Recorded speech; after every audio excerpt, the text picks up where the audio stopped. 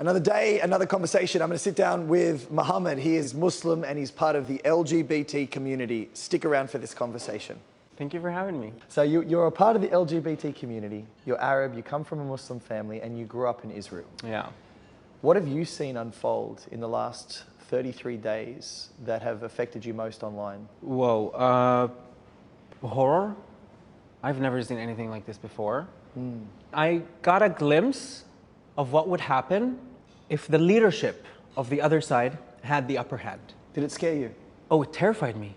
If Hamas was to win this war, what would happen to the LGBT community here? Oh my God.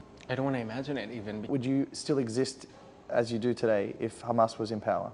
No. Hamas needs to be called in its name, and it's an Islamo-Nazi, genocidal, supremacist, terrorist organization. So when you see people in the LGBT community parading around a Palestinian flag, when you see images like that, what would you say to them? Where should they sit in this? I don't think they can even comprehend what we have to deal with here.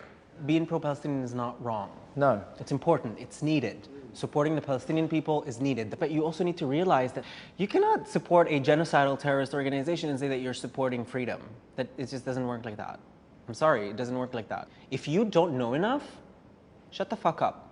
Like, they can't even tell me what's Hamas.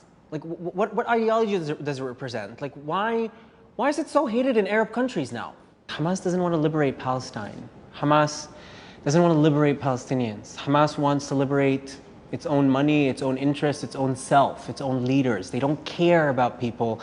You need to be able to liberate the Palestinian people from their internal oppressors. And the top of these internal oppressors is definitely the Iranian regime, Hamas, and their friends, and the people who allow them to get the resources that they get in order to continue doing what they're doing right now. So how would you defeat Iran then? What, just drop bombs in Iran? Oh my goodness.